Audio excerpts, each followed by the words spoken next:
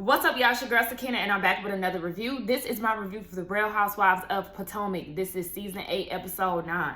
Now, I'm doing things a little backwards today because it's Tuesday, okay? And typically, I have my Potomac reviews out on Monday right before we do the panel. Like I said, it's Tuesday. We did the panel last night. I made sure I watched the episode, before so I can contribute to the panel. But here I am watching it actually for the third time because I watched it the first time yesterday, ended up falling asleep. Woke up, continued where I thought I left off, and I missed the whole scene with Wendy and her mama. But I continued where I thought I left off yesterday, and so here we are the third time watching and reacting. And really, I could have just shared my thoughts, but I really don't have that many thoughts, just sitting in my head where I can just freestyle and flow with it. So I'm just gonna basically watch this whole thing over and just give my vague opinions. So the first thing that we see is Karen and Ray, and Karen is addressing how Ray handled her when she called him to tell him about her heart condition. Remember, she said she has 5% plaque in one of her arteries. She said that it can't be reversed. The only thing you can do is prevent more buildup. So when she called him to tell him that news, he was rushing her off the phone, and he said that he was trying to hurry up and get out the door. But that is not the way that you treat your partner, especially when it's regarding a health issue. You need to be attentive. You need to listen, and don't rush me off the phone and ask me what I want and all of that when I'm trying to come to you with some important news that you should know. So yeah, they figured that whole thing out, and then Karen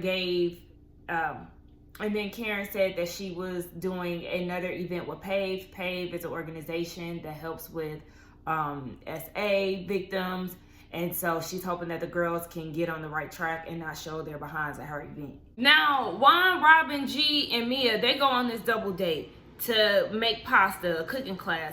And before they get in there, Juan took this call to inquire about a job opportunity. Now, me and Busy, we both caught Juan answering the phone and saying, what's up, babe, or whatever.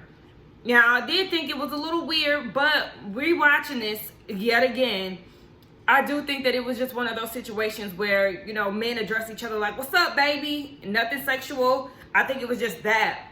And, he was reaching out trying to get Wes, whoever he's talking to on the phone, to speak to a coach. I would honestly be very surprised if Juan gets another coaching job because of the way that he poorly handled the blackmailing situation. I guess we'll just see his updated job status at the reunion. But speaking of,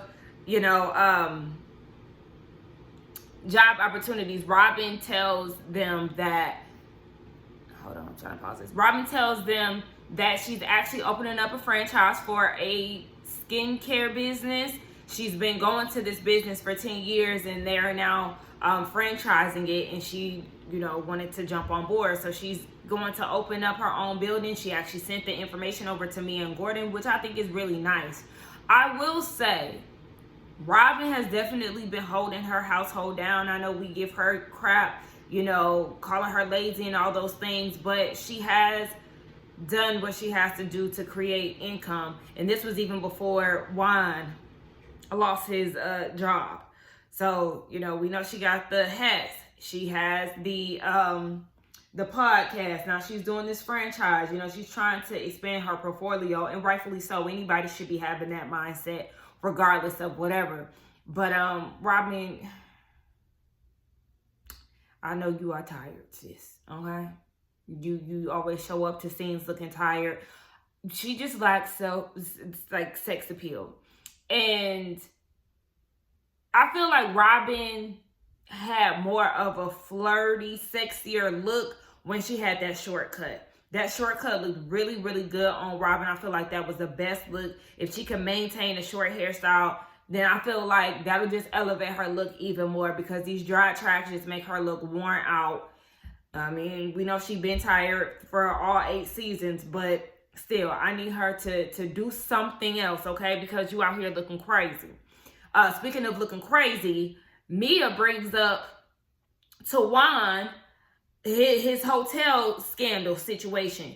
She was like, yeah, that story sounds crazy. So you really went up to the hotel? He was like, yeah, I did. She was like, you know that you can just give your credit card over the phone. Mia, you're talking to the nice guy, okay? Juan is just extremely nice. He is a good Samaritan. He just cannot help himself. He likes to give homeless money. You know, he's just this really sweet, sweet, sweet guy. So, he, of course, doing that over the phone was not going to get the job done. He had to be there in person. You know, he had to pull up at the hotel to really help this damsel.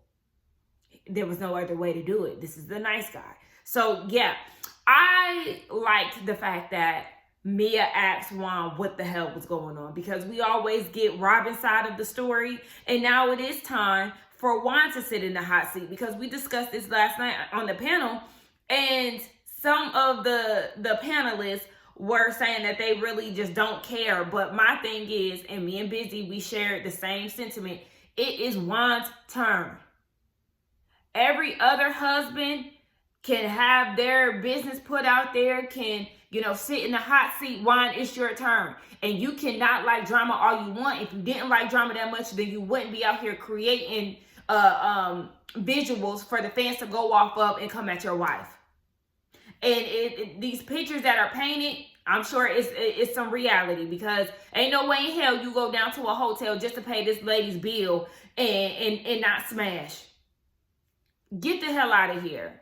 And going to get your nails done with your coworker and all this shit. Boy, bye. You're not this nice guy, and you deserve to be in the hot seat. And I like the fact that Mia confronted him in this space, because when they did the pickleball event, the moment that Karen mentioned Robyn's name, Juan fled the scene. He tried to deflect with a quickness. You can't run and hide nowhere when you got pasta in your hand. So let's talk about it. And I want you to realize how stupid you sound. Okay, so I finally got to see this whole scene with Wendy and her mom. Now, everybody was making a big deal about finding out that Wendy had a younger brother who was in college. Why is y'all putting so much emphasis on this? This is a young kid. I'm thinking that this was a grown man, but either way, now that I know that he's younger, it's like, yeah, I mean, realistically, come on. I'm 30. I have a 15, well, no, I think he's 16 now. A 15 or 16, yeah, he's 15. A 15-year-old, no. Yeah. Look, see, it's a 15-year difference between me and my brother, but I'm about to be 31. So, yeah, my brother is 16, and there's a 15-year-old difference between us. If I was on the reality show, my little brother would not be on the show. I barely, you know, communicate with him these days. One, because he's just bad as hell, and I don't like bad kids. But, yeah, he wouldn't be on the show like that. I have a little sister. She's 12. She wouldn't be on the show like that. I don't mention them to y'all like that. So it's just like, why is y'all making a big deal about her younger brother? And like I said, we didn't know Sheree had a sister until last year of Housewives of Atlanta. Gizelle, we didn't know she had a sister until last year. It's something that she mentioned at the reunion, if I'm not mistaken. Sometimes we don't know these things. So it's like, what the hell is the big deal? So anyway, she has a brother that's in college. And she sits down with her mom. And we find out that the surgery that her mom had while Wendy was in Austin was basically a side effect to an elective surgery that she had prior to that. So the elective surgery went left somehow. And because of that, she had to be taken to the hospital and have this 10-minute surgery. But regardless of whatever, like I said, I still feel like Wendy had every right to feel the way that she felt in Austin. You know, outside of Candice making that remark talking about she couldn't really correlate the two. Girl, please. So outside of the surgery thing, we then get into Nneka. We finally get this conversation between Wendy and her mama on camera. The situation with Nneka in the shrine. So remember, Wendy said that all of this started based off of the falling out with Lebby and Wendy's sister. They're friends. So Wendy's mom said, yeah. Now hold on, wait. What confused me when Wendy said, yeah, you know Leb, and mom was like, Leb? Oh, Lebby, Ivy's friend? Why you acting like you don't know Leb? Leb, you already know her, and you giving yourself away Or I don't even know why you acting like that, because you just said that Levy is so close to y'all that people often think that she is your daughter. So why are you acting as if you don't know her all of a sudden?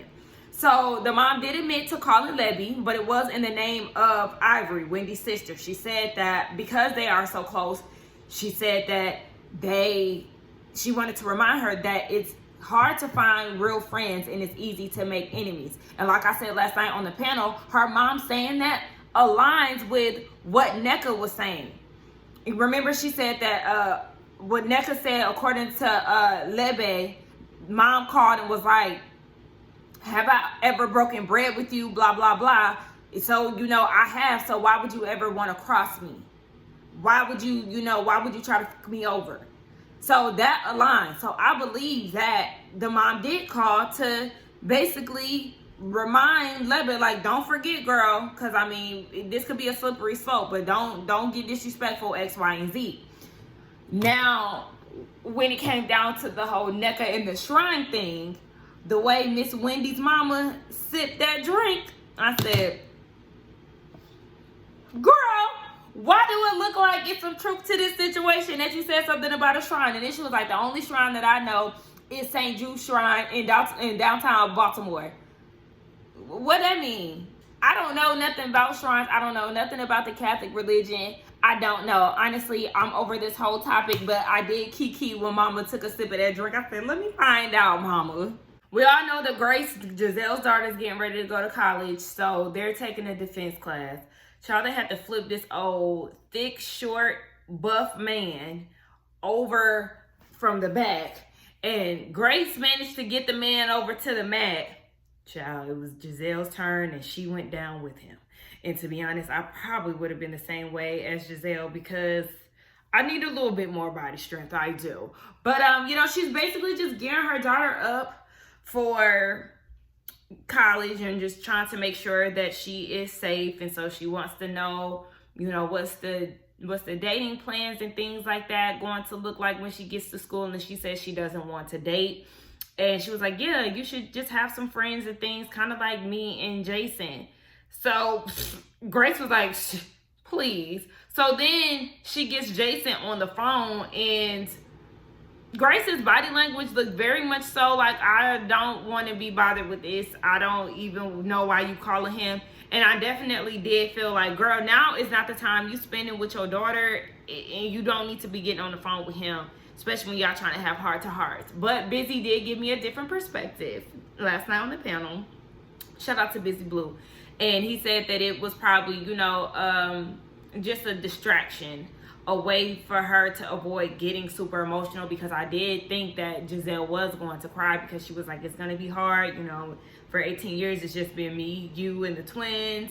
So I can understand that. I definitely see both sides, but it was feeling like Grace was not feeling Jason, probably as much as the twins are. So Candice, she's on her way to meet up with Nneka. Before she gets there, she calls her mom and she tells her that she had 2 lumps. I think it was in her breast area, and the doctor said that they're just going to keep a lookout on it, but she doesn't want to do that. She comes from a line of family who has breast cancer, so she is a bit nervous, and her mom is just trying to tell her, don't get stressed out about it. But yeah, I definitely feel her, baby. A lump, no, I'm not going to just take that lightly.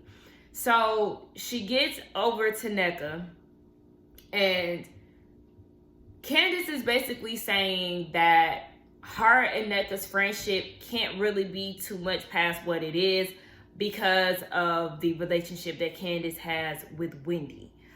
She feels like they need to have a conversation and, go from there. And Nneka was like, she didn't want to have that conversation with Wendy in front of everybody, but y'all could have had to sit down and just hashed it out, child. So at this point, Candice is just trying to keep some type of distance. Now, I feel like on the panel last night, they were saying, Yakutis, he said that he would be fine with the relationship between Nneka and Candice had Candice not made Karen pick a side on season 5 between Candice and Monique. Karen was in the middle, and Candice was mad because she didn't pick a side between the two of them. And at first I was like, yes, I see what you mean, y'all. But now I'm like, no, because the difference is those relationships were already established with Karen. And then you have Nneka coming into the group as a newbie. And I have no problem with Candice greeting Nneka with open arms.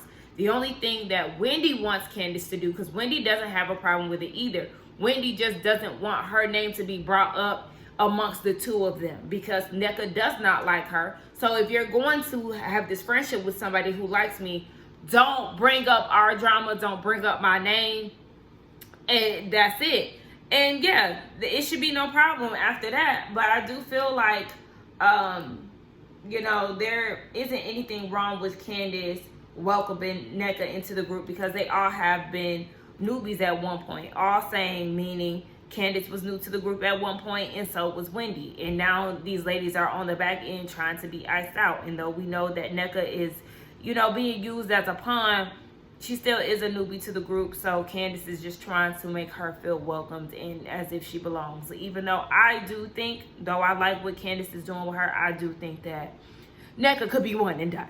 They also bonded over having so many similarities with IVF and wanting to have children and, rounds not working and all of that. So they do have some things in common, which is why I'm not opposed to them getting along. They can, bond over this journey and be each other's support system if she makes it to, next season and so on. So then we get down to Karen's Pave event. And, it's a very heavy topic essay, and it's very disheartening to know that majority of the cast has been violated in that manner. Unfortunately, it's a common thing amongst women and men. It's unfortunate, and I really hate that. So, Karen gets emotional during the luncheon. Mia gets emotional, and she walks away from the table. Now, I did see something on Twitter. Was that Twitter?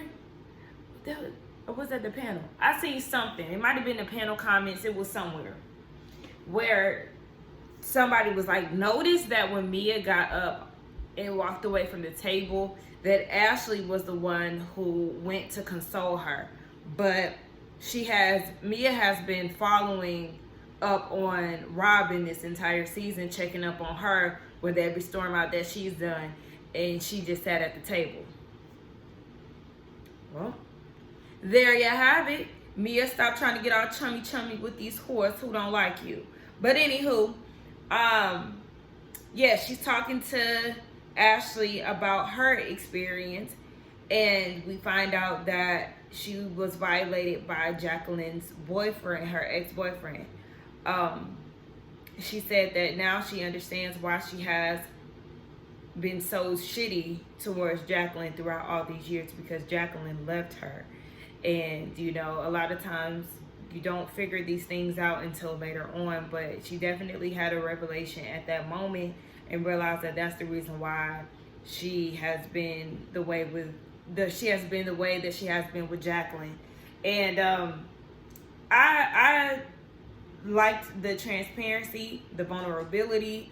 I know a lot of people on the panel last night felt like she was full of shit, but I disagree. Y'all go ahead and watch the panel because we actually made something out of this episode, and this episode was dry for me. But watch the panel. It was definitely a good episode. We had good conversation, and different perspectives were shared, and just a lot of things made a lot of sense with this episode. And I like how our different views came together, and it even clarified some things. It shifted people's opinions. It shifted mine, for certain topics too. But I feel like a lot of people were giving me a slack on that last night, and I have to disagree. I feel like what she did was very honest. It was very transparent. I'm not the biggest Mia fan, but I can say that she's not getting on my nerves as much as she did last year. But I ain't gonna give it to her too soon, because next episode she might go around and piss me off. So you just never know.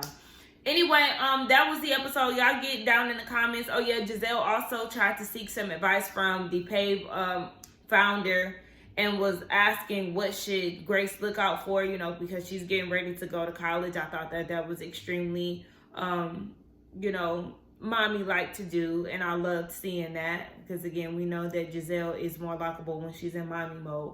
I was kind of looking at the founder like, girl, you didn't give her no tips. You just said follow your intuition.